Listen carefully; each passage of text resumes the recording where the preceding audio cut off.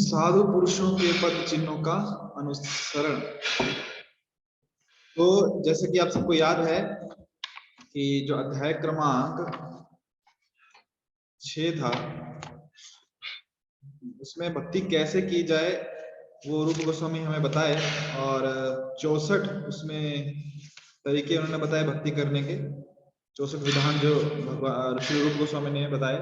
तो उन 64 विधान जो है, जो रूप गोस्वामी हमें बता रहे हैं, तो अभी 7वां जो अध्याय है भक्ति सिद्धांतों के प्रमाण की, जो सिद्धांत 64 बताए कि ऐसे, सॉरी, जो विधान 64 बताए, अभी यहाँ पे क्या कर रहे हैं, उनके प्रमाण दिए जा रहे हैं कि किस प्रकार वो प्रमाणिक। तो जिसमें जो 3 प्रमुख थे, जैसे कि गुरुपाद आश्रय से शुरुआत हुई है, तो उसके प्रमाण हमने देखे कि किस प्रकार प्रमाणिक गुरु के शरण में जाना, उसके प्रमाण देखे। शास्त्रों में कहा, भागवत में उसका वर्णन है।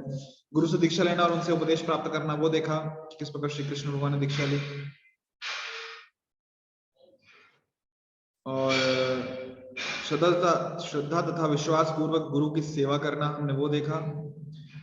और आज हम शुरू करते हैं साधु पुरुषों के चिन्हों के पद चिन्हों का अनुसरण। तो स्कंद पुराण में कहा गया है, स्कंद पुराण में सलाह दी गई है कि भक्त को चाहिए कि वह पूर्व आचार्य तथा साधु पुरुषों का अनुगमन करे, क्योंकि इस तरह से उसे वांछित फल की प्राप्ति हो सकती है और शोक करने या अपनी उन्नति के लिए घबराने की गुंजाइश नहीं रह जाती। क्यों उनका अनुगमन करना चाहिए? क्योंकि जैसे भौतिक जगत में भी हम देखते हैं कि अक्सर कहा जाता है कि जो हमसे वरिष्ठ हैं, जो लाइफ में सक्सेसफुल हो चुके हैं, हमें उनसे सीखना चाहिए, उनके रास्तों पर चलना चाहिए। इसलिए कहते हैं हमें हिस्ट्री पढ़नी चाहिए। क्यों हिस्ट्री पढ़नी चाहिए? कि हम सीख सके कि इतिहास में जो लोगों ने जो गलतियां की, उन्हीं गलतियों को हम ना दोहराएं, उनकी गलतियों से हम सीखें, क्योंकि हमारा जीवन इतना बड़ा नहीं है कि हम सब गलतियों को दोबारा से करके सीख सकें। तो उनके अनुभव हमारे काम में आते हैं। तो वैसे ही जो पूर्व आचार्य हैं, अनुभवी हैं, जो गुरुजन हैं, जो वरिष्ठ भक्त हैं, वो अनुभवी हैं, उनको अनुभव है, तो वो अपने अनुभव से हमें सिखाते ताकि हम बहुत जल्दी सीख सके और जल्दी प्रगति कर सके। जैसे जो मार्गदर्शक होते हैं, जैसे उदाहरण के लिए जब हम कहीं जा रहे हैं किसी अनजान जगह पे, जहां हमें कुछ पता नहीं है, कि हमें इतना पता है कि मंजिल हमारी यहाँ पे, हमें यहाँ जाना है, परंतु जाना कैसे, रास्ता पता नहीं है, तो हम किसी व्यक्ति को, किसी जो उसी जगह में रहने वाला है, उस जगह से अच्छी तरह वाकिफ है, उसको पूछते हैं कि आप कृपया बताइए इस जगह पे जाने का रास्ता कहाँ से है। तो बताता है जाने के 2 रास्ते हैं, आप आगे से राइट टर्न ले लो, छोटा रास्ता है पर खड्डे बहुत है, इसलिए आप अगला पहला राइट टर्न मतलब दूसरे राइट टर्न से चले जाओ, आप आसानी से पहुंच जाए। तो वो अनुभवी व्यक्ति है, उसको पता है परेशानी कहाँ पे आएगी और सहूलियत कहाँ पे हो जाएगी। तो वैसे ही जो पूर्ववर्ती आचार्य हैं, उनका अनुगमन करना चाहिए और उनके पद चिन्हों पे चलना चाहिए, क्योंकि वो उन्होंने जो रास्ता दिखाया है वो सुरक्षित मार्ग है, ताकि हमें दोबारा से कुछ नया, कुछ रिसर्च करने की आवश्यकता नहीं है, हमें समय गंवाने की आवश्यकता नहीं है, और एक घबराहट भी नहीं, घबराहट भी नहीं होगी हमें। क्यों घबराहट नहीं होगी? कि हमें रास्ता पता नहीं है, कैसे जाएं। क्योंकि जब कोई गाइड साथ में होता है तो बराबर बताता है कि यहाँ से ऐसे करना है, यहाँ से ऐसे जाना है, वहां से वैसे जाना है, क्योंकि उसे मार्ग पता है, तो उस पर भरोसा करके हम चल पड़ते हैं और हमें अभी रिलैक्स रहते, टेंशन नहीं होती, क्योंकि हमें पता है कि उस व्यक्ति को मार्ग पता है और हमें अच्छे से बराबर सही तरह पहुंचा देगा। परंतु यदि कोई आश्रय का स्थान नहीं है और हम स्वयं ही ढूंढते ढूंढते जा रहे हैं, तो बहुत घबराहट होती है कि समय हमारे पास कम है, हमको वहां पहुंचना भी है, रास्ते अनजान है, जाएं तो कहाँ जाए, कैसे जाए। इसलिए साधु पुरुष हैं, जो अनुभवी भक्त हैं, जो पूर्ववर्ती आचार्य हैं, उनके पद चिन्हों का हमें अनुसरण करना चाहिए, कि जिस मार्ग से उन्होंने बताया कि भक्ति ऐसे से की जाए, भक्ति में ये रुकावटें आ सकती हैं, इस तरीके से भक्ति की तो बहुत आसानी से, बहुत जल्दी प्रगति होगी, तो उनका हमें अनुसरण करना चाहिए। ब्रह्म यामल शास्त्र में कहा गया है कि यदि कोई व्यक्ति शास्त्रों के आदेशों का पालन किए बिना महान भक्त बनना चाहता है तो उसे अपने कार्यों से भक्ति में प्रगति करने में कभी सफलता नहीं मिलेगी। उल्टे वह भक्त के निष्ठावान साधकों के मार्ग में विघ्न खड़ा करेगा। तो भक्ति कैसे करनी है? शास्त्र जो भी विधि विधान दिए उनका पालन करते हैं, क्योंकि शास्त्र क्या, भगवान की वाणी है, भक्तों की वाणी है, इसलिए उनको पालन करके ही हमें आगे बढ़ना चाहिए। खुद का अपना कुछ मनमानी से नहीं करना चाहिए। जो लोग शास्त्रों के सिद्धांतों का दृढ़ता से पालन नहीं करते वे सामान्यतः सहजिया कहलाते हैं। ऐसे लोग जिन्होंने हर बात को सहज सस्ता समझ रखा है, जिनके अपने मनगढ़ंत मनोरथ हैं और जो शास्त्रों के आदेश नहीं मानते, ऐसे लोग भक्ति में मात्र बाधक बनते हैं कि अपने ही मन से कार्य करने लगते हैं। जैसे कि विधान है कि सुबह का समय है, इतने बजे भगवान को जगाना है, फिर एक समय है इतने बजे भगवान को सुलाना है, एक समय है जब भगवान को भोग लगाना है, भोग में भी क्या क्या वस्तुएं लगानी है, कितनी मात्रा में लगानी है, तो ये विधि विधान है। परंतु यदि शास्त्रों के आदेश का पालन नहीं करना तो फिर अपने मन से करेंगे। आज भगवान को भोग 12 बजे लगाया तो कल 2 बजे लगाएंगे, क्यों? नहीं, अभी भगवान को भूख नहीं लगी। भगवान के सपने में आके बताते क्या आपको कि भूख नहीं लगी? आज 11 बजे लगा दे, क्यों? नहीं, आज भगवान को जल्दी भूख लगी। तो इसलिए ताकि हम हमारे मन से कुछ भी कार्य ना करें, भगवान को एकदम सस्ते में ना ले लें कि जैसे कोई साधारण व्यक्ति हमारे जैसे नहीं। वो 3 लोगों के नाथ है, वो जगत के नाथ है, सबके मालिक हैं, तो उनको उस सम्मान के साथ उनसे व्यवहार होना चाहिए, ना कि जैसे कि हम अपने कोई एकदम किसी भी मोहल्ले वाले व्यक्ति से बात करें। तो यदि कोई ऐसा करता है कि शास्त्रों के नियमों का पालन नहीं करता और अपने हिसाब से ही कुछ करने लगता है, तो ऐसा व्यक्ति जो है वो अपनी तो भक्ति में बाधक है, क्योंकि भगवान को सस्ते में ले रहा है, तो दूसरों की भक्ति में भी बाधा डाल सकता है। इस संदर्भ में ऐसे लोग जो भक्ति नहीं करते और शास्त्रों की परवाह नहीं करते, विरोध कर सकते हैं। इसका एक उदाहरण बौद्ध दर्शन में पाया जाता है। भगवान बुद्ध का जन्म एक श्रेष्ठ क्षत्रिय राजकुल में हुआ था, किंतु उनका दर्शन वैदिक निष्कर्षों के अनुकूल नहीं था, अतएव उनके दर्शन का बहिष्कार किया गया। ये बौद्ध धर्म हिंदू राजा महाराज अशोक के संरक्षण में सारे भारत तथा पड़ोसी देशों में फैल गया, किंतु महान शिक्षक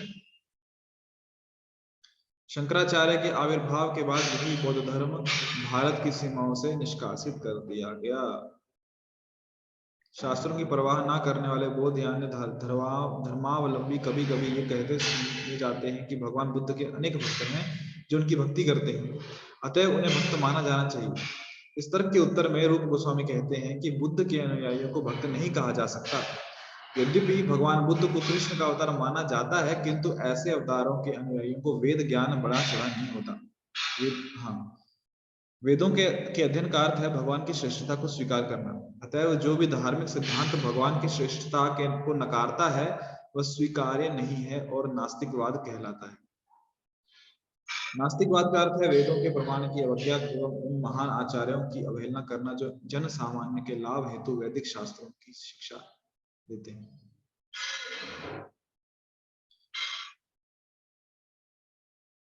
ओके, तो यहाँ पे उदाहरण दिया जा रहा है कि बौद्ध धर्म कि हालांकि जो भगवान बुद्ध हैं विष्णु के ही अवतार हैं, कृष्ण के ही अवतार हैं, परंतु उस काल, उस जो समय थी, जो समय परिस्थितियां थी, उसको नियंत्रण में लाने के लिए उन्होंने वेदों को मानने से मना कर दिया, क्योंकि उस समय बलि जो होता है ना, यज्ञ के दौरान बलि चढ़ाना, पशु हत्या, उसमें इतना हिंसा होने लगा था, इतना हिंसा बढ़ गया था कि शांति प्रस्तावित करने के लिए उन्हें कहना पड़ा कि यदि वेद बताते हैं कि बलि चढ़ानी चाहिए तो मैं वेदों को मानने से इनकार करता हूँ, मैं वेदों में विश्वास नहीं करता। तो उन्होंने अहिंसा को प्राथमिकता दी,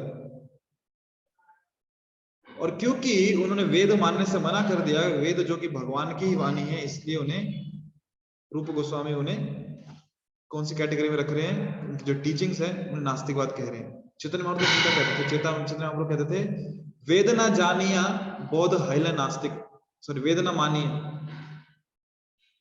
क्योंकि भगवान बुद्ध वेद को नहीं मानते इसलिए क्या है वो नास्तिक है, चेतना और क्या है। इसलिए क्योंकि उनका जो दर्शन था, जो उनकी फिलॉसफी थी, वो वैदिक निष्कर्षों के अनुकूल नहीं था, इसलिए उनका जो दर्शन है उसको बहिष्कार किया गया। इसलिए जब उन्होंने वेदों को मानने से मना कर दिया और सब तरफ शांति का प्रस्ताव फैलाया, तो बौद्ध धर्म काफी फैला भारत में। और उसके बाद शंकराचार्य आए और श्रीपाद शंकराचार्य जी ने वेदों की पुनः स्थापना की और जो बौद्ध धर्म था उसे भारत से बाहर निकाला, और ये बुद्ध धर्म फिर आगे जाके उत्तरी पूर्व एशिया प्रदेशों में फैला। यद्यपि श्रीमद् भागवतम में बुद्ध को कृष्ण का अवतार माना गया है, किंतु उसी ग्रंथ में यह भी कहा गया है कि भगवान बुद्ध का अवतार नास्तिक जनों को गुमराह करने के लिए हुआ। अतएव उनका दर्शन नास्तिकों को गुमराह करने निमित्त है तथा स्वीकार्य नहीं होना चाहिए। यदि कोई पूछता है कि कृष्ण को नास्तिक सिद्धांतों को फैलाने की क्या आवश्यकता थी, तो इसका उत्तर होगा कि यह भगवान की इच्छा थी कि वेदों के नाम पर की जाने वाली हिंसा का अंत हो, क्योंकि जितने भी ब्राह्मण थे जो वेदों जो हिंसा कर रहे थे, नाम क्या दे रहे थे कि वेदों में दी गई है कि ऐसा यज्ञ करना चाहिए, तो क्योंकि वो उनका जो मूल था कि वेदों के नाम पे हिंसा कर रहे थे, इसलिए बुद्ध ने वेदों को मानने से ही इनकार कर दिया।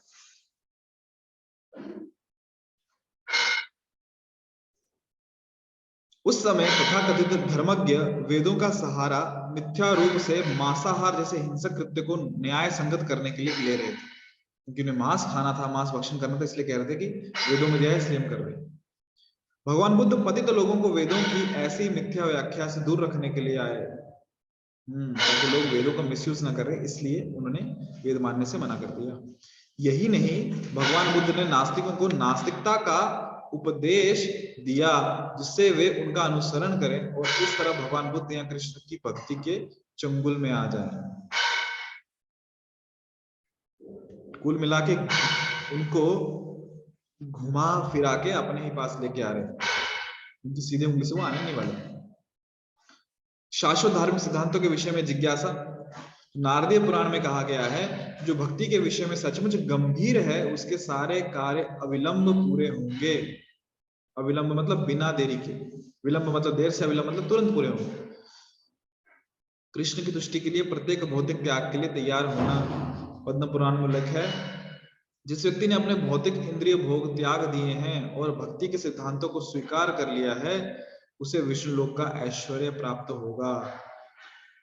तो ये सब सरल है, आगे बढ़ते हैं। तीर्थ स्थान में निवास। तो स्कंद पुराण में भी यह भी कहा गया है कि जो व्यक्ति द्वारका में 6 मास यानी 6 महीने, 1 मास या 1 पखवाड़ा भी रह लेता है, मतलब 15 दिन, वह वैकुंठ लोकों को जाता है और उसे सारूप्य मुक्ति यानी कि नारायण के चतुर्भुज स्वरूप को प्राप्त करने का अवसर का लाभ मिलता है। तो ये लाभ है धाम में वास करना। ब्रह्म पुराण में कहा गया है, पुरुषोत्तम क्षेत्र यानी कि जगन्नाथपुरी, जो कि भगवान जगन्नाथ का 84 वर्ग मील का क्षेत्र है, कि दिव्य महत्व का ठीक ठाक वर्णन नहीं किया जा सकता। यहां तक कि स्वर्गलोक के देवता इस जगन्नाथपुरी के निवासियों के शरीर को वैकुंठ वासियों जैसा ही देखते हैं, अर्थात देवतागण जगन्नाथपुरी के वासियों को चतुर्भुज रूप वाले देखते हैं। तो ये महिमा है जगन्नाथपुरी धाम की। यहाँ जितने भी रहवासी हैं, तो देवता लोग जो ऊपर देखते हैं तो क्या देखते हैं, सब चतुर्भुज नारायण के स्वरूप में वहां घूम रहे हैं। जब नैमिषारण्य में ऋषियों का समागम हुआ था, तो सूत गोस्वामी श्रीमद् भागवत सुना रहे थे, जिसमें गंगा के महात्म्य को इन शब्दों में बतलाया गया कि गंगा का जल सदैव श्री कृष्ण के चरण कमलों में अर्पित तुलसी की सुगंध को बहाकर ले जाता है। इस तरह ये गंगा जल निरंतर बहता रहता है और भगवान कृष्ण के यश को फैलाता है। जहां जहां गंगा का जल प्रवाहित होता है, वहां वहां बाह्य तथा आंतरिक रूप से सब कुछ शुद्ध हो जाएगा, क्योंकि गंगा का जल कहां से आता है, भगवान के श्री चरणों से होकर निकलता है। जिस प्रकार भगवान है सबको शुद्ध कर देते हैं, उसी प्रकार जो जल भगवान के चरणों को छू के निकला है, वो भी सबको क्या करता है, शुद्ध कर देता है। अगला, जितना आवश्यक हो उतना ही स्वीकार करना, मतलब अत्याहार नहीं करना। नारदीय पुराण में निर्देश है कि यदि कोई गंभीरता पूर्वक भक्ति करना चाहता है तो उसे आवश्यकता से अधिक कुछ भी ग्रहण नहीं करना चाहिए। तात्पर्य यह है कि ना तो भक्ति के नियमों की उपेक्षा की जाए, ना भक्ति के उन आदेशों को स्वीकार किया जाए जिन्हें सरलता से संपन्न ना किया जा सके। ना तो ये करना है कि भक्ति के जो नियम है कि मुझे इसका पालन नहीं करना, डायरेक्टली मतलब नियमों को पालन नहीं करना, ऐसा भी हो सकता है पर वो नहीं करना। ना कि जो भक्ति के आदेश हैं ऐसे उन आदेशों को भी स्वीकार नहीं करना चाहिए जो कि सरलता से संपन्न नहीं किए जा सकते। उदाहरण ये कहा जा सकता है कि नित्य हरे कृष्ण मंत्र का माला पर कम से कम 1 लाख बार जप किया जाए। 1 लाख बार माला का नाम जप मतलब कि 64 माला है, 64 राउंड्स।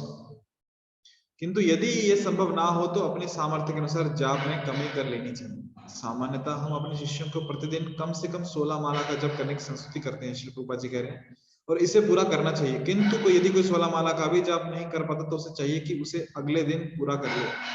उसे इस व्रत का पालन अवश्य करना चाहिए। यदि वो दृढ़ता से इसका पालन नहीं करता तो वो अवश्य ही प्रमाद का दोषी है। भगवान की सेवा में ये अपराध है। यदि हम अपराधों को बढ़ावा देंगे तो फिर भक्ति में प्रगति नहीं कर पाएंगे। अच्छा होगा यदि अपने सामर्थ्य के अनुसार अपने नियम को स्थिर कर लिया जाए और निश्चित रूप से इस व्रत का पालन हो। इससे आध्यात्मिक जीवन अग्रसर होगा। तो एक तो ये है कि जब कहा गया है 16 माला का नाम जप करना, या फिर जैसे प्रभुपाद जी कह रहे हैं कि 64 माला का नाम जप करना, क्योंकि प्रभुपाद जी तक जो गौड़ी वैश्य संप्रदाय है सब लोग कम से कम 64 माला का नाम जप करते हैं। क्योंकि रूपा जी के गुरु महाराज भक्ति सिद्धांत सरस्वती ठाकुर कहते थे यदि कोई हर रोज 1 लाख नाम जप नहीं करता तो उसे पतित समझना चाहिए, मतलब 64 माला। परंतु रूपा जी यहाँ पे क्या समझा रहे हैं कि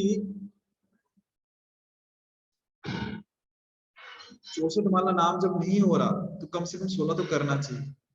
हाँ, उससे कम नहीं। फिर अगर एक दिन 16 नहीं हो पा रहा तो अगले दिन फिर 16 माला कर लेनी चाहिए, पर निश्चित रूप से इस व्रत का पालन करना चाहिए।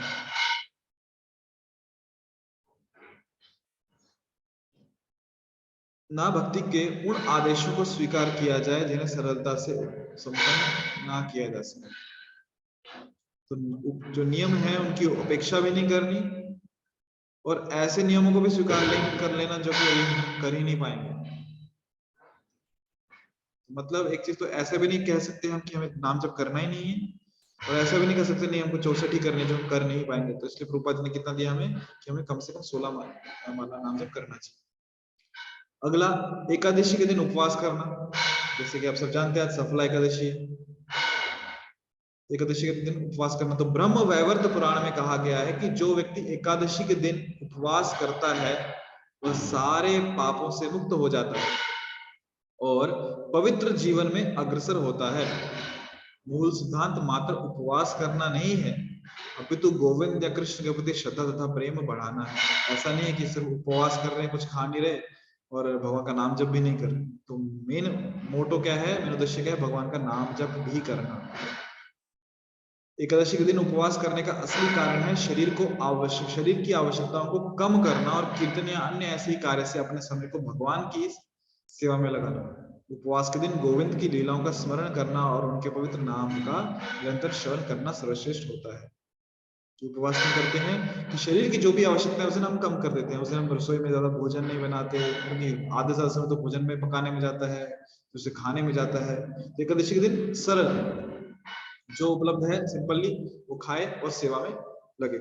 भगवान का नाम जप किया, अधिक मालाओं का नाम जप किया, भगवान के लीलाओं का स्मरण किया, उसे श्रवण किया, उसे पढ़ा, श्रीमद् भागवतम पढ़ा जाए, श्रीमद् भागवतम सुना जाए, जितना हो सके उस दिन कृष्ण का संपर्क में रहे। उपवास मतलब नजदीक, कृष्ण के नजदीक रहे। वट वृक्ष को नमस्कार करना, तो स्कंद पुराण में आदेश है कि भक्त को चाहिए कि वह तुलसी तथा आमलक यानी आंवला के वृक्ष को जल अर्पित करे।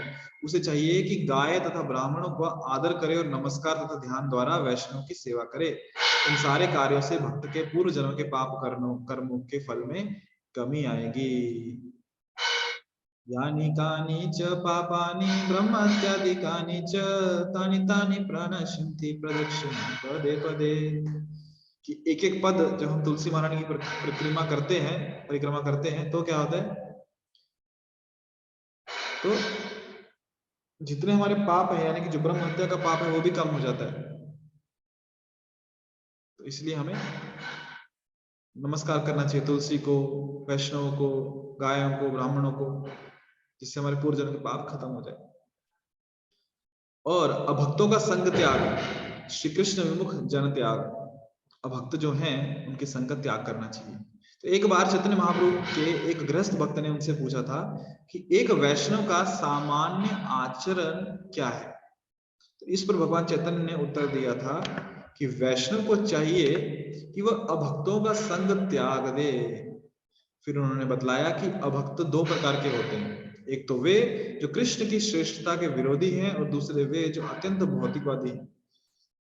दूसरे शब्दों में, जो लोग भौतिक भोग में लगे रहते हैं और भगवान की श्रेष्ठता के विरोधी हैं, वे अवैष्णव कहलाते हैं और इनकी संगति से सदैव बचना चाहिए। दो प्रकार के यहाँ पे कौन अभक्त हैं, एक तो जो कृष्ण के जो कृष्ण श्रेष्ठ है उनके विरोधी हैं, दूसरा जो भौतिकवादी है, मतलब अत्यंत भोग इसमें लगे हुए हैं। तो जो लोग भौतिक भोग में लगे रहते हैं और भगवान की श्रेष्ठ के विरोधी हैं, दोनों क्या हैं, अवैष्णव है और इनकी जो संगति है हमेशा त्याग देनी चाहिए, उससे बचना चाहिए।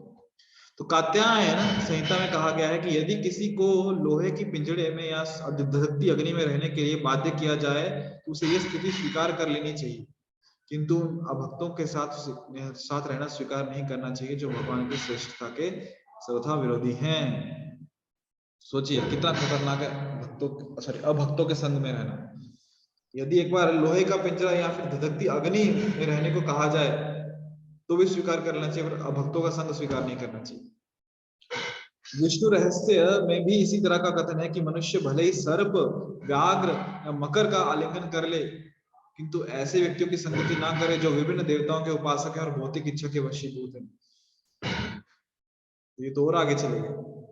जो देवी देवताओं के उपासक हैं, क्यों उपासक हैं? क्योंकि उनकी कुछ कामनाएं हैं, भौतिक इच्छाएं हैं, तो ऐसे लोगों का भी संग नहीं करना चाहिए। इससे अच्छा है किसी सांप को या मगरमच्छ को गले से लगा लो, वो बेहतर है। इन लोगों की संगति नहीं करनी चाहिए। क्यों नहीं करनी चाहिए? क्योंकि जब इन लोगों की संगति करेंगे तो उनके मन में जो इच्छाएं हैं उनका प्रभाव हमारे ऊपर भी पड़ेगा, फिर देर नहीं लगेगी कि हम भी उनके जैसे बन जाएंगे, फिर भक्त हमसे दूर रहेंगे। तो बेटर यही है कि हम इन लोगों से दूर रहें। शास्त्रों का आदेश है कि यदि किसी को कुछ भौतिक लाभ की कामना है तो वह किसी देवता की पूजा कर सकता है। उदाहरण के लिए, यदि कोई रुग्णावस्था से मुक्ति चाहता है तो उसे सूर्य देव की उपासना करनी चाहिए। इसी तरह यदि अच्छी पत्नी चाहिए तो भगवान शिव की पत्नी उमा की उपासना करे और उच्च शिक्षा के लिए सरस्वती की पूजा करे। इसी प्रकार श्रीमद् भागवत में विभिन्न भौतिक इच्छाओं के अनुसार समस्त देव उपासकों की सूची मिलती है, किंतु ये सारे उपासक भले ही वे उत्तम देव भक्त प्रतीत होते हो तो भी अभक्त ही माने जाते हैं। इन्हें भक्त नहीं मानना चाहिए, इन्हें भक्त नहीं माना जा सकता, क्योंकि बेशक ये उपासना कर रहे हैं, बहुत ही निष्ठा पूर्वक, बहुत ही नियम पूर्वक, बहुत ही सत्वगुणी उपासना कर रहे हैं, परंतु फिर भी इन्हें भक्त नहीं मानना चाहिए। क्यों? क्योंकि हमने देखा भक्ति की परिभाषा क्या है,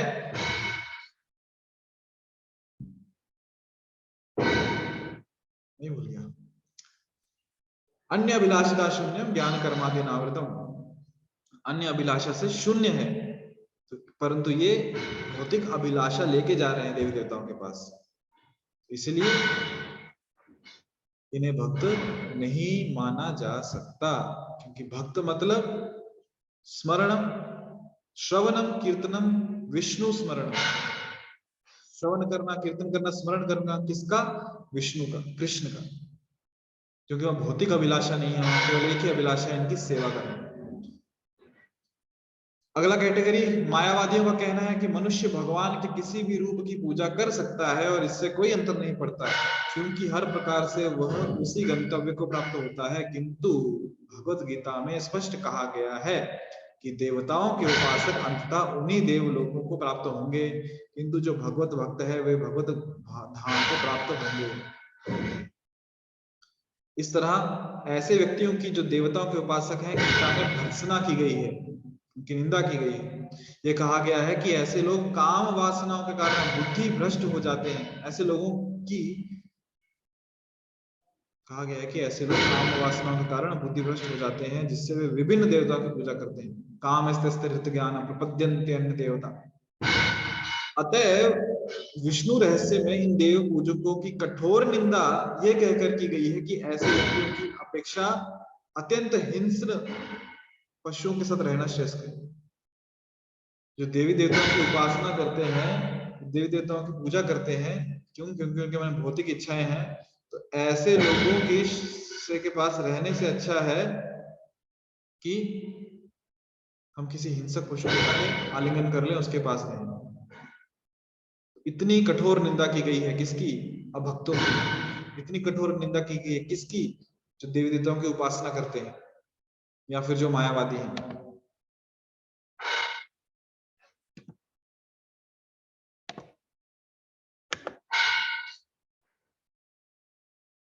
अयोग्य शिष्य ना बनाना, अधिक मंदिर ना बनाना या अधिक पुस्तकें ना पढ़ना।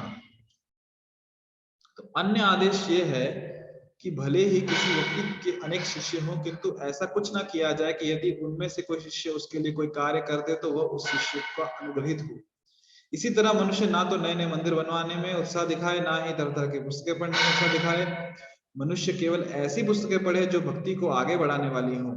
व्यवहारता यदि कोई भगवत गीता, श्रीमद् भागवत, चैतन्य महाप्रभु के उपदेश, भक्ति सिंधु को ध्यानपूर्वक पढ़े तो उसे कृष्ण भावनामृत के विज्ञान को समझने के लिए पर्याप्त ज्ञान प्राप्त हो सकेगा। उससे अन्य पुस्तकें पढ़ने की झंझट उठाने की आवश्यकता नहीं है। यहाँ पे मैं रुकता हूँ। यदि किन्हीं के मन में कुछ प्रश्न है तो आप पूछ सकते हैं, अन्यथा फिर हम आगे बढ़ेंगे। माइक आप लोग ऑन कर सकते हो। हरे कृष्ण। कुछ प्रश्न है किसी के तो आप पूछ सकते हो, अन्यथा फिर हम आगे बढ़ेंगे क्योंकि अगला टॉपिक काफी बड़ा है। तो कुछ प्रश्न नहीं है, ठीक, आगे बढ़ते हैं। हरे कृष्णा प्रभु जी। यस प्रभु जी।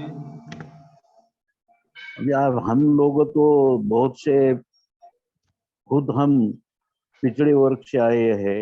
एक मिनट प्रभु जी, मैं हेडफोन लगाता हूँ क्योंकि मुझे आपकी आवाज नहीं सुनाई दे रही।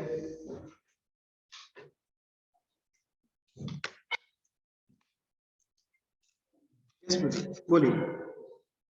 हम तो पिछड़े वर्ग से आए वाले हैं। ज्यादा से ज्यादा सब भक्तों से हमारा जन्म हुआ है उधर से। अभी माँ बाप खाली सुनते थे, उन्होंने पढ़ाया, अधिकारी बने, अभी तक यहाँ है। तो अभी तक हमारा तो सब संबंध जो है तो भौतिक में भी अभक्तों से हुआ है। अब हम 60वें साल में इसमें जमा हो गए इस्कॉन में, तो एकदम कैसा जाएगा ये? तो हम तो छोड़े, अभी भक्त बने, दीक्षा हुई, तो भी सही कैसा हो जाएंगे? क्योंकि हमारा तो सब व्यवहार ही अभक्तों से है। हाँ, तो इसमें भी दो चीजें हैं। जब भी बात हो रही है कि भक्तों का संग नहीं करना चाहिए, मतलब उनका संग लेना नहीं चाहिए। हाँ, हम उन्हें अपना संग दे सकते हैं। जैसे कि उदाहरण के लिए जब संग होता है तो क्या होता है? संग में आदान प्रदान होता है कि हम उनके विचारधाराओं को सुनते हैं, उनकी विचारधाराओं को स्वीकार करते हैं।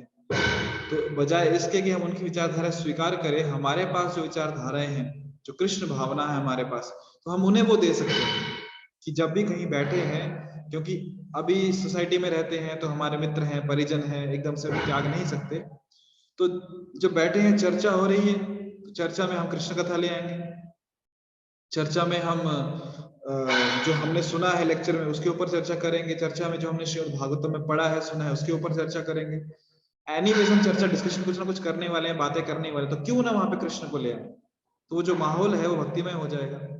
जब संबंधियों के साथ हैं तो हम कोई ना कहीं कुछ ना कुछ, जब किसी के यहाँ शादी है, कुछ पार्टी है, गेट टुगेदर है, कुछ ना कुछ देने ही वाले हैं। कुछ मिठाई का डब्बा दुकान से लेके, तो क्यों ना हम घर में कुछ मिठाई बनाएं, भगवान को भोग लगाएं और प्रसाद उन्हें दें। जब घर में कोई गेस्ट आ रहे हैं तो ऐसे भी उनको कुछ ना कुछ खिलाने वाले हैं, तो क्यों ना हम कुछ जो भोजन बना रहे हैं उसको भोग लगा के उनको प्रसाद खिलाएं।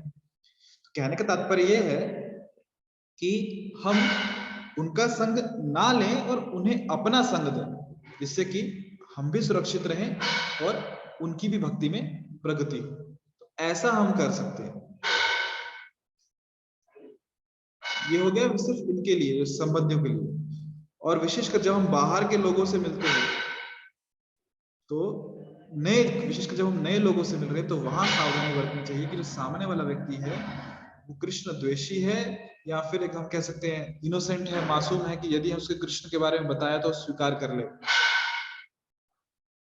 तो ऐसे हम इन चीजों को समझ सकते हैं। हरे कृष्ण प्रभु जी, क्या मैं आपके प्रश्न का उत्तर दे पाया ठीक से?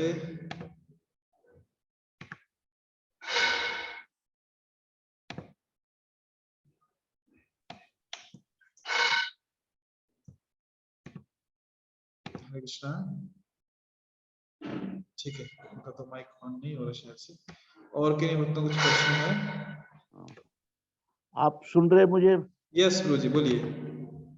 तो वही हम कर रहे हैं कि एकदम तो समाज जिसमें आए अभी उनको कृष्ण का नाम पहला बताना पड़ रहा है। अभी तो हम विठल की भक्ति करने लगे थे लोग, और 5-6 साल से तो वही सुन रहे, भगवान विठल छोड़ के अभी नया वो पढ़ाना पड़ रहा है कि भाई दोनों एक ही है। क्योंकि मैं खुद अभी परसों दिन बोला कि विठल के माता पिता कौन है, अपन तो विठल की भक्ति करते हैं क्या नहीं? तो हाँ बोले वो सही है, तो फिर वो उनके माँ बाप कौन है तो वो भी मालूम रहता। फिर बाद में पूरा बोलना पड़ा कि भाई वो एक तो नंद बाबा और उनके पास से आ गए बोल के अवतार लिया है, या दूसरे वसुदेव देवका के, ये करने के बाद सुन लिया। और उसमें बाद में 10-12 छोटे बच्चे लेके घर में मेरे उसमें भजन करते बैठे, तो बड़े हमारे नातू पंतु जो है नाच करने लगे, लोग हंस रहे मेरे को। लेकिन मैं बोला कुछ हरकत नहीं, सुनो तो। ऐसा हम सुना रहे एकदम। उनको मेरा कहना है कि अपन ये टालना नहीं चाहिए, उनको अपन बताना ही चाहिए, ऐसा मेरा कहना है। ये मेरा विनंती है। जी जी, धन्यवाद धन्यवाद प्रभु जी। हरे कृष्ण। और कुछ प्रश्न? हरे कृष्ण, दंडवत जी, हरे कृष्णा। हरे कृष्ण, दंडवत माता जी। आवाज आ रही है? आ रही जी। हमको भागवतम के श्लोक सीखना था संस्कृत में पहले तो। माता जी, अभी हम भगवत गीता के श्लोक स्टार्ट किए हैं, वो आपने हो गया क्या आपको? मैं अभी ज्वाइन 2 दिन हुआ। अच्छा, 2 दिन पहले ज्वाइन हुआ। ठीक है, तो हम भगवत गीता के श्लोक सीख रहे हैं। मैं एक काम करता हूँ, स्क्रीन पे ना एक नंबर शेयर करता हूँ, अब नंबर नोट डाउन कर लो, उस पर एक रिक्वेस्ट भेजो कि आपको मैं ग्रुप में ऐड करता हूँ जहाँ पे हम श्लोक सीख रहे हैं, तो फिर आप ये कर सकते हो। ये नंबर है 8087032032। आप इस नंबर पे व्हाट्सएप मैसेज डाल दो कि आपको श्लोक सीखने हैं, मैं आपको ग्रुप में ज्वाइन करता हूँ जहाँ पे हम लोग डेली भगवत गीता के श्लोक सीखते हैं। ओके, लेकिन संस्कृत में? जी जी, संस्कृत में ही। लेकिन हमको कुछ आता नहीं है। वो हो जाएगा माता जी, मैं बताता हूँ आपको। एक बार सॉरी, एक बार वापस नंबर बोलिए। ये नंबर स्क्रीन पे दिख रहा है आपको? बहुत ही छोटा है वो। बहुत छोटा है। 8087032032। 032 थैंक यू प्रभु जी। हरे कृष्ण। हरे कृष्ण, दंडवत प्रणाम। धन्यवाद प्रणाम।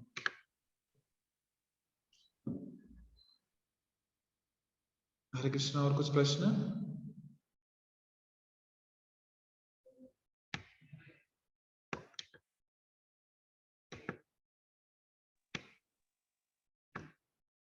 तो किसी के कोई प्रश्न नहीं है तो फिर हम यहाँ रुके, समय भी हो गया है। अभी हम कल आज हमारा कहाँ पेज नंबर 62 हो गया, 63 स्टार्ट किया। तो अयोग्य शिष्य ना बनाना, अधिक मंदिर ना बनाना या अधिक पुस्तकें ना पढ़ना, इस पर चर्चा करेंगे कल शाम को 7 बजे। तो कल मिलते हैं, फिर यहाँ रुकेंगे। सामर सिंधु की जय, श्री रूप गोस्वामी की जय, श्री प्रभुपाद की जय। वांछा कल्पतरुभ्यश्च कृपा सिंधुभ्येव च पतितानां पावनेभ्यो वैष्णवेभ्यो नमो नमः। अनंत कोटि वैष्णव वृंद की जय। हरे कृष्ण।